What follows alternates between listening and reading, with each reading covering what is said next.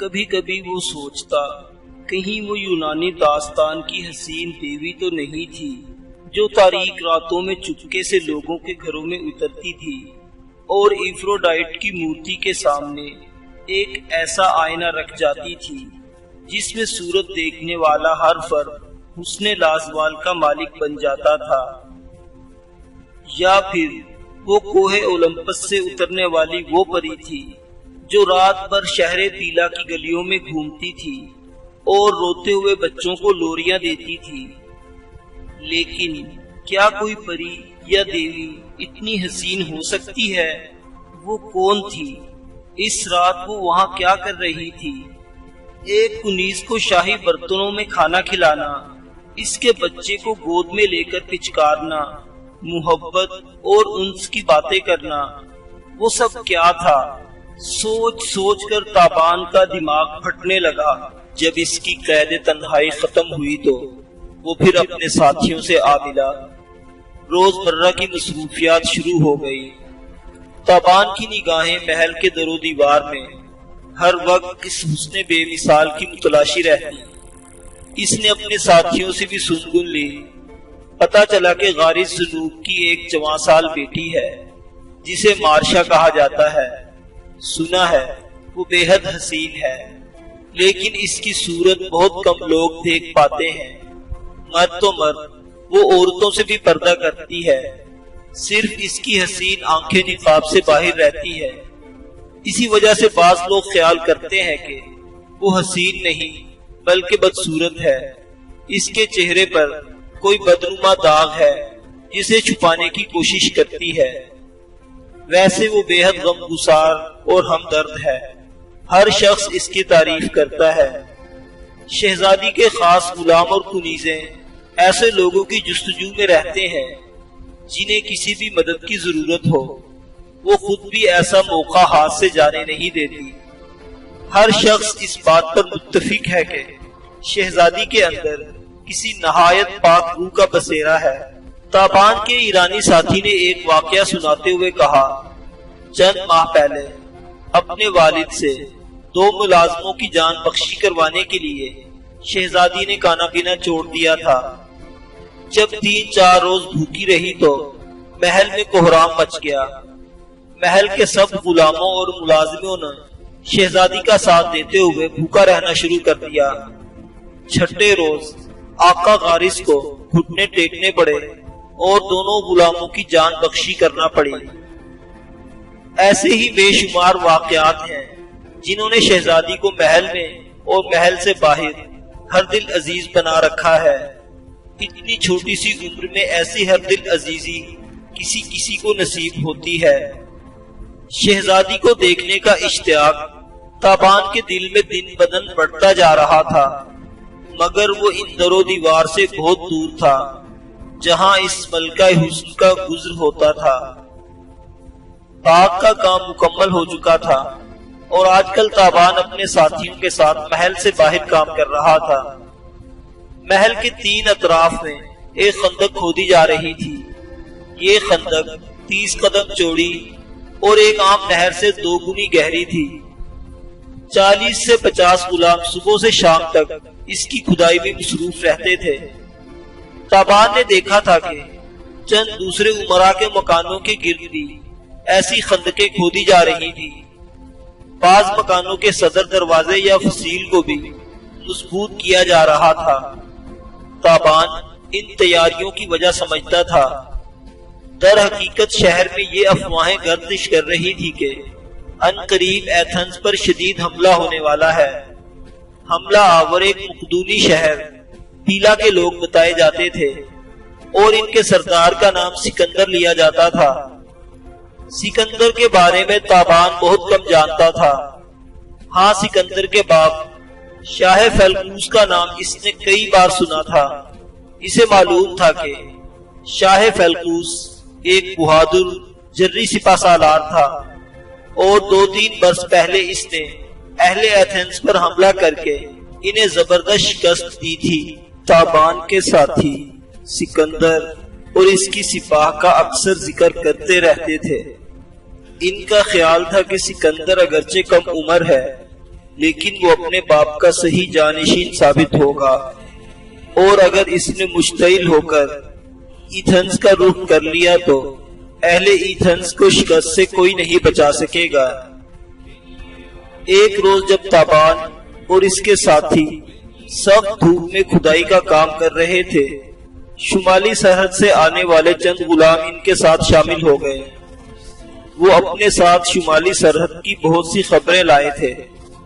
سکندر اور اس کی فوج کے متعلق بھی انہیں معلومات حاصل تھی۔ ان میں سے ایک نے بتایا کہ سکندر آج کل اپنے دارالحکومت پیلا سے نکلا ہوا ہے اور باغی قبیلوں کی سرکوبی میں مصروف ہے۔ ہائیوس نامی پہاڑ کی نواحی آبادیوں میں سکندر کی فوج ان بربری قبائل سے برسر پیکار ہے جو پہاڑوں سے اتر کر شہری آبادیوں میں لوٹ مار کرتے ہیں۔ اس شخص نے بتایا کہ بربری قبائل کے ساتھ نوجوان سکندر کا ایک مارکا ان لوگوں کی آنکھوں کے سامنے ہوا تھا۔ بربری قبیلے بلندی پر تھے۔ انہوں نے اپنے سامنے جنگی گاڑیوں سے دیوار بنا رکھی تھی۔ منصوبہ یہ تھا کہ جب سکندر اپنی فوج کے ساتھ یلغار کر کے ان کی طرف بڑھے گا تو وہ اوپر سے جنگی گاڑیاں لڑکھا دیں گے۔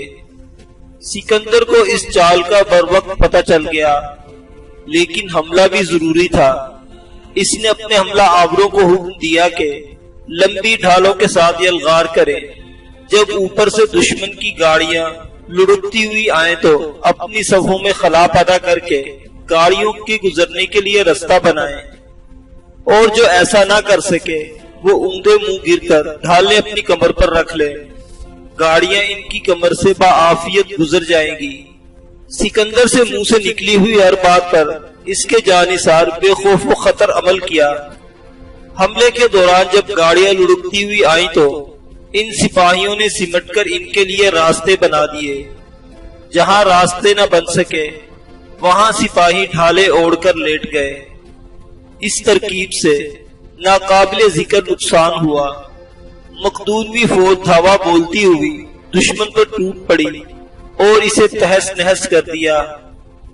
یہ اور ایسے ہی بہت سے واقعات سکندر کے بارے میں سنے اور سنائے جا رہے تھے۔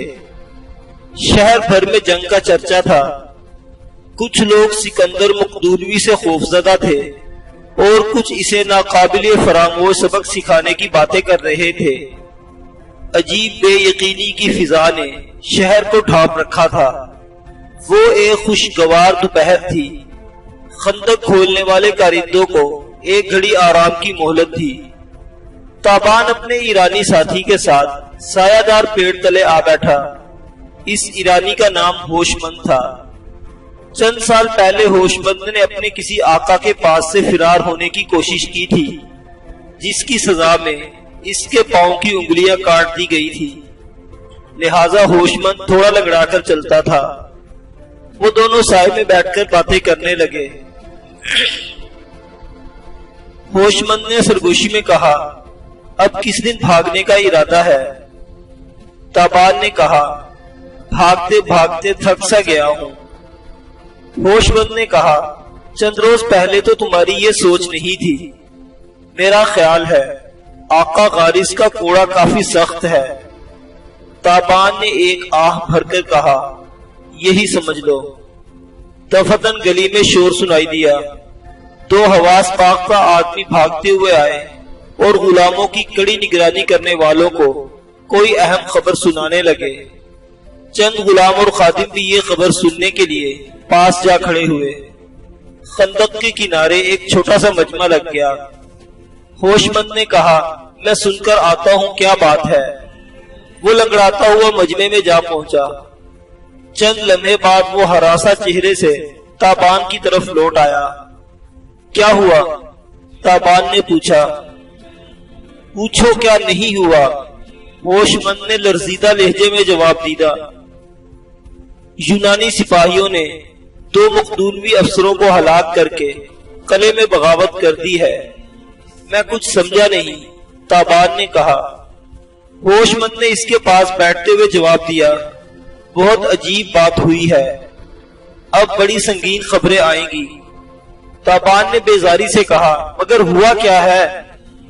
ہوش مند بولا 3 برس پہلے جب شاہ فلقوس نے ایتھنز پر قبضہ کر کے قلعے میں اپنی مستقل فوج رکھنا شروع کی تھی تاکہ شہر پر تسلط قائم رہے، یہ فوج اب بھی قلعے میں تھی۔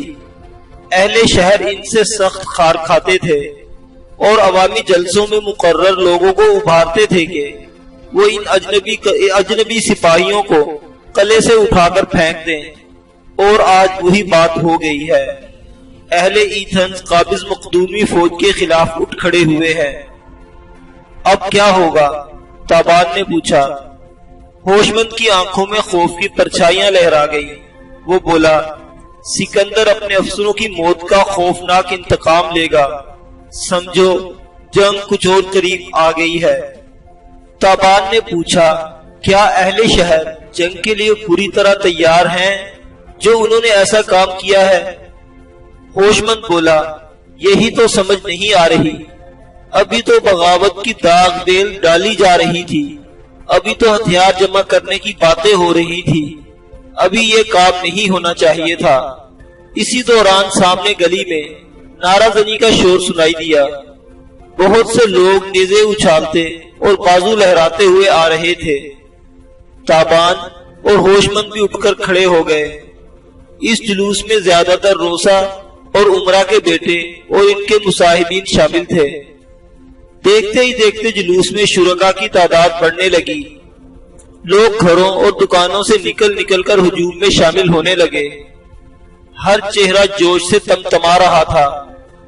تابان اور ہوشمند کے کانوں میں یہ خبر اڑتی پہنچی کہ مقدونیہ کا سکندر الیریا کے جنگلوں میں مارا گیا ہے، اور تھوڑی دیر قبل قلعے میں جو بغاوت ہوئی اس کی وجہ بھی یہی اطلاع ہے۔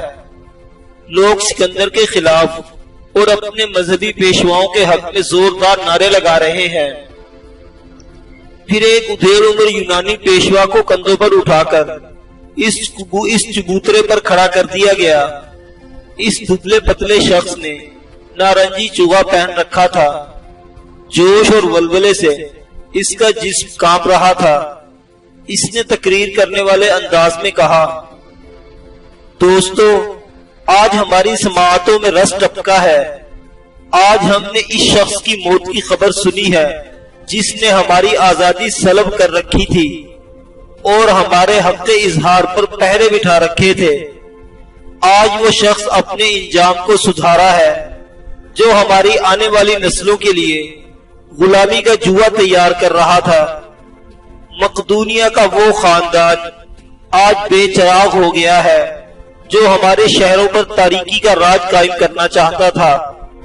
یہ سب دیوتاؤں کی کرم فرمائی ہے۔ اگر ہم نے اس سنہری موقع سے فائدہ نہ اٹھایا تو آئندہ نسلیں ہمیں بیوقوف اور بزدل گردانے گی۔ یہ انقلاب برپا کرنے کا وقت ہے، یہ اپنے حقوق چھین لینے کا مرحلہ ہے۔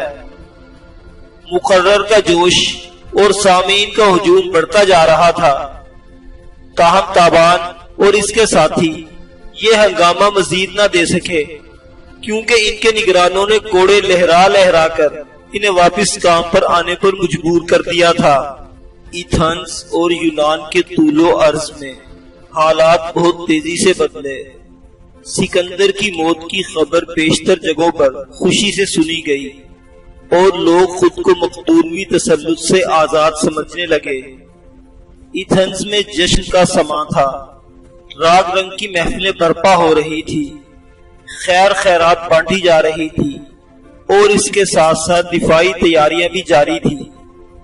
وہ مقدونوی فوج جو قلعے میں موجود تھی محصور کر لی گئی تھی، اور کسی بھی وقت قلعے پر حملہ بول کر اسے ختم کیا جا سکتا تھا۔ اس بات کا امکان تھا کہ مقدونیہ کے سردار اپنی گری ہوئی فوج کو بچانے کی کوشش کریں گے۔ اس کوشش کا مطلب بھرپور حملہ بھی ہو سکتا تھا۔ بہرحال اب لوگوں پر سکندر کی موت سے پہلے والا خوف و ہراس طاری نہیں تھا۔ انہیں معلوم تھا اب شہر پر دھاوا بولنا یا اسے تسخیر کرنا آسان نہیں تھا۔ تابان کی پیاسی نگاہیں مسلسل اس رشک جہاں کی تلاش میں تھی جس نے ایک رات ایک بوسیدہ سے کمرے میں اپنی جھلک دکھلا کر اس کا کلیجہ چھلنی کر دیا تھا۔ اسے آہ کشی کا روگ لگا کر خود نہ جانے کن ایوانوں میں جا چھپی تھی۔ تابان ایک دھتکارا پھٹکارا ہوا حقیر غلام، وہ ایک نازنین شہزادی 7 پردوں میں چھپی ہوئی، اطلس اور کم خواب کے لبادوں میں لپٹی ہوئی۔ صنف نازک کے لیے بھی اس کی جھلک دیکھنا آسان نہیں تھا۔ تابان کی آنکھوں سے یہ کیسی جان لیوا بھول ہو گئی تھی، نہ جانے وہ کیسے اس پھندے میں آ گیا تھا۔ وہ کوئی انجان شخص نہیں تھا اور نہ ہی اس کے لیے عورت کوئی پہیلی تھی۔ اس نے گھاٹ گھاٹ کا پانی پیا تھا اور در در کی ٹھوکریں کھائی تھی۔ آقاؤں کے گھوڑے کھا کھا کر ان کی متلاشی گھوڑوں کے آگے بھاگ بھاگ کر تابان نے جینے کا ایک نیا ڈھنگ سیکھ لیا تھا۔ وہ ضد، ڈھٹائی اور بے حسی کا مجسمہ بن چکا تھا۔ سزا پا کر چیخنا چلانا اور پھر جرم کر کے مسکرانا اس کی فطرت ہو گیا تھا۔ شب و روز کی سختیوں نے اسے ایک مختلف روپ میں ڈھال دیا تھا۔ چیتے کی طرح پھرتیلا، لومڑی کی طرح عیار، بھیڑیے کی طرح خونی اور کچھوے کی طرح ڈھیٹ۔ ظالم کے مسلسل ظلم نے اسے مظلوم بنانے کی بجائے خود سر اور بے حس بنا دیا تھا۔ آقاؤں کے ہاتھوں اس کی ذلت کا تماشا پوری دنیا نے دیکھا تھا، لیکن جہاں کہیں اسے موقع ملا وہ بھی ضلالت پر اترنے سے باز نہیں رہا تھا۔ معلوم نہیں کیوں اسے اب سب کچھ بدلا بدلا لگ رہا تھا۔ کوئی ایسا درد اس کے دل میں جاگا تھا جس نے اس سے ساری خرمستیاں بھلا دی تھی۔ سوتے جاگتے صبح و شام ہر وقت شہزادی مارشا کی دید کا آرزو مند رہتا تھا۔ پھر ایک روز اسے شہزادی دکھائی دی، لیکن اسے دیکھنے سے نہ دیکھنا ہی بہتر تھا۔ تابان کے سینے میں تپش کچھ اور بڑھ گئی۔ وہ شہزادی کا صرف سراپا ہی دیکھ پایا تھا، وہ بھی 50-60 قدم کے فاصلے سے۔ یہ واقعہ سپہر کے وقت پیش آیا۔ خندق پر کام کرتے ہوئے تابان نے محل سرا کے بیرونی دروازے کی طرف دیکھا۔ وہاں محتاجوں اور مفلسوں کی ایک قطار نظر آئی۔ یہ لوگ بڑی عاجزی سے فرش پر بیٹھے تھے، ان کے ہاتھوں میں کشکول اور برتن تھے۔ دیکھتے ہی دیکھتے یہ قطار طویل ہونے لگی۔ چند گھڑیوں میں وہاں کافی لوگ جمع ہو گئے۔ ان کے ارد گرد غارض ذنوب کے مسلح پہرے دار منڈلا رہے تھے۔ شام سے ذرا پہلے محل سرا کا بیرونی دروازہ کھلا اور چند پہرے داروں اور خادموں کے ساتھ شہزادی مارشا برآمد ہوئی۔ اس کا چہرہ مکمل طور پر سنہری چادر میں پوشیدہ تھا۔ وہ سونے کے تاروں والے ایک سنہری لباس میں تھی۔ اسے دیکھ کر تابان کو یوں لگا جیسے آفتاب ایک ہی جست کے ساتھ غروب ہو گیا ہے اور ہر طرف جادوئی روشنی پھیل گئی۔ اس کی آنکھیں پتھرا کر رہ گئی۔ شہزادی مارشا جھک جھک کر محتاجوں کے کشکول میں خیرات ڈالنے لگی۔ اس کا متحرک جسم دور سے ایک جھلملاتا ستارہ دکھائی دے رہا تھا۔ نہ جانے کب تک تابان محو نظارہ رہا۔ یکا یک ایک طوفانی تھپڑ اس کے رخسار پر پڑا اور وہ اچھل کر خندق میں جا گرا۔ خندق میں کانٹے دار جھاڑیاں بھری جا رہی تھی۔ درجنوں کانٹے تابان کے جسم میں گھس گئے۔ بالائی ہونٹ سے خون کی دھار بہہ نکلی۔ اس نے بوکھلا کر خندق کے کنارے پر دیکھا۔ کم از کم 4 نگران اسے خونی نظروں سے گھور رہے تھے۔ وہ حیران رہ گیا کہ 4 نگران یکے بعد دیگرے اس کے سر پر پہنچے اور اسے آنے کی خبر ہی نہ ہوئی۔ وہ شہزادی مارشا کے لیے اپنی دیوانگی پر خود ہی مسکرا دیا۔ نگرانوں کے کوڑوں سے لٹک کر وہ خندق سے باہر نکلا۔ نگران اعلیٰ نے اسے زمین پر اوندا لیٹنے کا حکم دیا اور ننگی پشت پر بے دریغ کوڑے برسائے۔ جب تابان چیخنے چلانے لگا تو اسے چھوڑ دیا گیا۔ تب ایک بار پھر وہ ساتھی کارندوں کے ساتھ مل کر کانٹے دار جھاڑیاں گھسیٹنے اور انہیں خندق میں گرانے میں مصروف ہو گیا۔ شام کے بعد تک وہ اس کام میں مصروف رہے۔ پھر نگرانوں نے کوڑے لہرائے اور وہ تھکے ماندے بندی خانے کے احاطے کی طرف روانہ ہو گئے۔ راستے میں ہوش مند نے سرگوشی کی، کیوں بے تابان، بڑی نگاہ گاڑی تھی تو نے اس کی طرف؟ کس طرف؟ شہزادی مارشا کی طرف۔ پتھر ہی کا ہو کر رہ گیا تھا۔ تابان کے ہونٹوں پر کھسیانی مسکراہٹ پھیل گئی۔ بولا، سب کہتے ہیں وہ بڑی حسین ہے، کسی نے اسے دیکھا بھی ہے یا نہیں؟ ہوش مند بولا، دیکھنے والوں نے دیکھا ہوگا، ہم تم تو صرف تصور ہی کر سکتے ہیں، بلکہ ہم جیسوں کو تو تصور بھی نہیں کرنا چاہیے۔ یہ آسمانوں کی چیزیں ہوتی ہیں پیارے، ہم خاک نشینوں کو ان کے تصورات سے کیا نسبت؟ تابان نے ایک ٹھنڈی اور عمیق آہ بھر کر کہا، معلوم نہیں اس رش کے کمر کی کرنیں کس کے دل میں اجالا کریں گی۔ ہوش مند نے کہا، اس خوش نصیب کا انتخاب بھی ہو چکا ہے، سنا ہے سسلی کا کوئی شہزادہ ہے، اس کی دولت کا کوئی حساب نہیں۔ در حقیقت اس نے شہزادی کو دولت کے بل پر ہی خجیتا ہے۔ وہ جس گھوڑے پر بیٹھ کر شہزادی کو بیاہنے آئے گا، اس گھوڑے کے صرف ساز پر 4000 ٹیلنٹ خرچ کیے جا چکے ہیں۔ اب تم اندازہ لگا سکتے ہو اس شخص کی ثروت مندی کا کیا عالم ہوگا۔ تابان حیرت اور صدمے سے گونگ یہ باتیں سن رہا تھا۔ نہ جانے کیوں اس کے سینے کے اندر کوئی نہایت قیمتی اور نہایت نازک شے چھناکے سے ٹوٹ گئی۔ اس نے بجھے ہوئے لہجے سے پوچھا، کب ہو رہی ہے شہزادی کی شادی؟ چند روز میں، شاید اسی ہفتے کے آخر میں۔ حالات بہت مخدوش ہیں، بہت سے لوگ اپنی بیٹیوں کے بوجھ سے فارغ ہو رہے ہیں، خاص طور پر امراء کے طبقے میں بہت ہراس پایا جاتا ہے۔ انہیں اپنی اپنی جانوں کے ساتھ مال و دولت کی بھی فکر ہے۔ تابان مرے مرے قدموں سے چلتا بندی خانے میں داخل ہو گیا۔ نگرانوں نے دوسرے غلاموں کی طرح اسے بھی زنجیر پہنا دی۔ آج یکا یکی یہ زنجیر اسے بھاری لگنے لگی تھی۔ اس نے کھانا بھی ٹھیک سے نہیں کھایا۔ ایک بے نام سی اداسی رگو پے میں سرایت کر گئی تھی۔ معلوم نہیں آئندہ گھڑیوں میں یہ اداسی کیا رخ اختیار کرتی، بڑھتی یا گھٹتی۔ لیکن اسی دوران ایک اور ہنگامہ کھڑا ہو گیا۔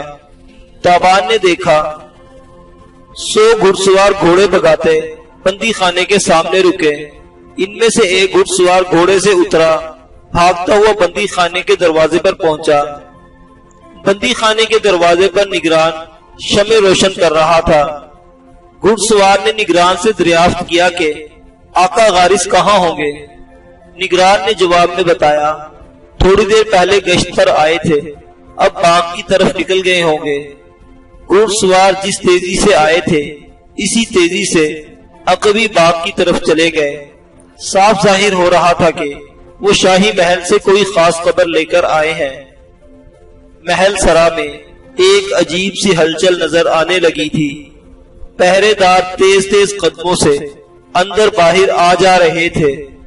تھوڑی دیر بعد یہی بے قراری بندی خانے کے نگرانوں میں بھی نظر آنے لگی۔ اتنے میں ایک قیدی نے مغربی افق کی طرف دیکھا اور پکارا، یہ کیا ہے؟ احاطے میں موجود ہر قیدی نے اس کی نگاہ کا تعاقب کیا۔ شام کے جھٹپٹے میں افق پر گرد و غبار کا دبیز بادل نظر آ رہا تھا۔ تابان نے بھی اس گرد و غبار کو دیکھا۔ وہ جانتا تھا ایسا منظر آندھی سے پہلے نظر آتا ہے یا کسی بڑی فوج کی یلغار کے وقت۔ وہ اوندے منہ زمین پر لیٹ گیا، اون کان مٹی سے لگا کر کچھ سننے لگا۔ ایک گونج سی محسوس ہوئی، اس کا خون رگوں میں اچھل کر رہ گیا۔ کوئی لشکر تیزی سے پیش قدمی کرتا شہر کی جانب آ رہا تھا۔ یہ کیسا لشکر تھا؟ آنے والے دوست تھے یا دشمن؟ ان کی تعداد کیا تھی؟ بہت سے سوال تابان کے ذہن میں گونجے۔ پھر محل نشینوں کے گھبرائے ہوئے چہرے اس کی نگاہوں میں گھوم گئے۔ اس کے دل نے پکار کر کہا، یہ مقدونوی فوج ہے جو اپنے محصور دوستوں کی مدد کے لیے پہنچی ہے۔ رات کے دوسرے پہر تک محل میں یہی اضطرابی کیفیت برقرار رہی۔ سرگوشیوں میں باتیں ہوتی رہی اور مختلف افواہیں گردش کرتی رہی۔ جس وقت نصف شب کا گھنٹہ بجا، اہل ایتھنز یہ روح افزا خبر سن رہے تھے کہ ایک بڑی مقدونوی فوج نے شہر کے سامنے ڈیرا ڈال چکی ہے اور حفاظت کی پیش نظر شہر کے تمام دروازے بند کر دیے گئے ہیں۔ اس خبر کی سنگینی دو چند کرنے کے لیے ایک اور خبر موجود تھی، وہ یہ کہ فیلکوس کا بیٹا سکندر زندہ ہے اور وہی فوج کی قیادت کر رہا ہے۔ سکندر کو اپنے مقابل پا کر اہل ایتھنز کو سانپ سونپ گیا تھا۔ کل تک جس کی موت کی خوشیاں منائی جا رہی تھی، آج اس کی زندگی کا ماتم کیا جا رہا تھا۔ ایک جھوٹی خبر نے اہل شہر کو ان کی زندگیوں کے سب سے بڑے امتحان سے دوچار کر دیا تھا۔ خوف کی تند لہر پورے شہر کو اپنی لپیٹ میں لے چکی تھی۔ اہل ایتھنز کو اپنی غلطیاں یاد آ رہی تھی۔ انہوں نے سکندر کے خلاف اشتعال انگیز تقریریں کی تھی اور سنی تھی۔ انہوں نے اس کے خلاف ہتھیار جمع کرنے اور فوج بنانے کا عزم کیا تھا۔ انہوں نے اس کے دو اہم افسروں کو قتل کیا تھا اور قلعے پر حلہ بول کر علل اعلان بغاوت کی تھی۔ اب اس بغاوت کا انجام کیا ہوگا، یہ سوچ کر ان کی روح فنا ہو رہی تھی۔ اہل سپارٹا یونانیوں کے حلیف تھے اور سپارٹا کے کچھ دستے ان کی مدد کے لیے موجود بھی تھے۔ اس کے علاوہ متحدہ یونان بھی ان کی ہم نوا تھی، اور سکندر کے جری لشکر کا خوف پھر بھی اپنی جگہ برقرار تھا۔ یہ لشکر قریباً 300 میل کا فاصلہ بڑی رازداری سے طے کر کے اچانک نمودار ہوا تھا اور دیکھتے ہی دیکھتے ایتھنز کی شاہرگ پر آ بیٹھا تھا۔ صبح یہ معلوم ہوا کہ سکندر نے شہر سے باہر ایک قبرستان میں پڑاؤ ڈالا ہے۔ وہ لڑنا نہیں چاہتا اور اس نے بات چیت کے لیے اپنے قاصد شہر میں بھیجے ہیں۔ ان قاصدوں نے مطالبہ کیا کہ مقدونیہ کی محصور فوج کو باہر آنے دیا جائے۔ اس کے علاوہ اہل شہر اپنی عسکری اہمیت کی جگہیں خالی کر دیں۔ یہ بات چیت سارا دن جاری رہی۔ اہل ایتھنز سکندر کی شرائط ماننے کے لیے تیار نہیں تھے۔ انہیں یقین ہو چلا تھا کہ وہ سکندر کو باتوں میں الجھائے رکھیں گے اور اس دوران یونان کے مختلف علاقوں سے ان کو کمک پہنچ جائے گی۔ انہوں نے شرط پیش کی کہ سکندر صلح کرنا چاہتا ہے تو اپنے دو ہم سرداروں کو شہر کی انتظامیہ کے حوالے کر دے۔ ایک طرف سے یہ بات چیت جاری تھی، دوسری طرف اہل ایتھنز شہر کے دفاع کو آخری شکل دے رہے تھے۔ شہر کے گرد لکڑی کی فصیل تھی۔ اس فصیل کے چند شکستہ حصوں کو کئی روز پہلے ہی مرمت کر لیا گیا تھا۔ اب اس فصیل پر دفاعی ہتھیاروں کے ڈھیر لگائے جا رہے تھے۔ سب امراء اور روسا نے اپنی اپنی ساری قوت لڑائی کی تیاری میں جھونک دی تھی۔ تابان کے آقا نے بھی اپنے غلاموں کی زنجیریں کھلوا دی تھی اور ان کی گردنوں میں لوہے کے مخصوص کڑے پہنا دیے۔ ان کڑوں پر غلام کی شناخت اور اس کے آقا کا نام درج تھا۔ مقصد یہ تھا کہ اگر کوئی غلام جنگ کے ہنگامے سے فرار اختیار کرنے کی کوشش کرے تو اسے بعد میں ڈھونڈا جا سکے۔ غارث جنوب نے اپنے تمام تنومند غلام نگران اعلیٰ کی قیادت میں فصیل پر بھیج دیے۔ تابان اور ہوشمند بھی غلاموں کے اس جتھے میں شامل تھے۔ انہوں نے فصیل پر بڑی گہما گہمی اور مصروفیت دیکھی۔ کہیں بڑے بڑے کڑاہوں میں تیل کھول رہا تھا، کہیں سنگ باری کے لیے پتھروں کے ڈھیر لگائے جا رہے تھے، کہیں تیروں سے بھرے ہوئے چھکڑے اتر رہے تھے۔ ہتھیار بند یونانی فصیل پر مورچے درست کرنے میں مصروف تھے۔ دوسرے غلاموں کی طرح تابان اور ہوش مند کو بھی چھکڑے کھینچنے اور وزن ڈھونے پر لگا دیا گیا۔ سارا دن اور ساری رات یہ مصروفیت جاری رہی۔ اگلے روز صبح سویرے فصیل پر جھڑپیں شروع ہو گئی۔ گاہے گاہے نعرے گونجنے لگے اور تیروں کی بارش ہونے لگی۔ اہل ایتھنز اپنے دفاع کی طرف سے بڑے مطمئن تھے، لیکن دوپہر کے وقت یہ دل دہلا دینے والی خبر ملی کہ سکندر کے ایک سردار ڈکارس نے زوردار حملہ کر کے مشرق کی جانب سے فصیل توڑ دی ہے اور مقدونوی فوج تند ریلے کی طرح شہر میں داخل ہو رہی ہے۔ یکا یک شہر میں کوہرام مچ گیا۔ یونانی سالاروں نے اپنے دستوں کو ٹوٹی ہوئی فصیل کی طرف دوڑایا۔ اسی دوران سکندر بھی اپنے برق پا سواروں کے ساتھ لپکتا ہوا ڈکارس کی مدد کو پہنچ گیا۔ جس وقت تابان موقع جنگ پر پہنچا وہاں قیامت برپا ہو چکی تھی۔ مقدونوی فوج پہاڑی ندی کے منہ زور دھارے کی طرح اندر آ رہی تھی اور یونانی سپاہی قطار در قطار اسے روکنے کی کوشش کر رہے تھے۔ نیزے چمک رہے تھے، ڈھالیں بج رہی تھی اور زخمیوں کی آہو بکا نے حشر برپا کر رکھا تھا۔ پھر دیکھتے ہی دیکھتے لڑائی شہر کے تنگ گلی کوچوں میں ہونے لگی۔ مقدونوی فوج کا زور بے پناہ تھا۔ لشکریوں کے چہرے جوش غضب سے تمتما رہے تھے۔ ان کے سالار قہرناک آوازوں میں چلا رہے تھے۔ یہ مناظر دیکھے تو تابان کی چھٹی حص نے پکار کر کہا، آج اس شہر کی اینٹ سے اینٹ بجنے والی ہے، یہاں کی گلیاں خون سے رنگین ہونے والی ہیں۔ اس کی نگاہوں میں وہ چہرہ گھوما جو اپنی مثال آپ تھا، وہ لب و رخسار اس کے تصور میں چمکے جن پر تابان اپنی ہزار جانیں نچھاور کر سکتا تھا۔ اس نے ایک زخمی سپاہی کے ہاتھ سے نیزہ لیا اور سرپٹ غاری سلوک کے مکان کی طرف بھاگا۔ شہر کی پر ہجوم گلیوں میں دیوانہ وار بھاگتا ہوا وہ شاہی محلات کے علاقے میں پہنچا تو ٹھٹک کر رہ گیا۔ سکندر کا ایک بازو شہر کے اس حصے پر بھی حملہ آور ہو چکا تھا۔ گلیوں میں لاشیں تڑپ رہے تھے اور در و دیوار شعلہ فشاں تھے۔ بیشتر گھروں کے مکین مزاحمت کر رہے تھے، لیکن مقدونوی فوج کے بکھرے ہوئے سپاہیوں کے آگے یہ مزاحمت کوئی حیثیت نہیں رکھتی تھی۔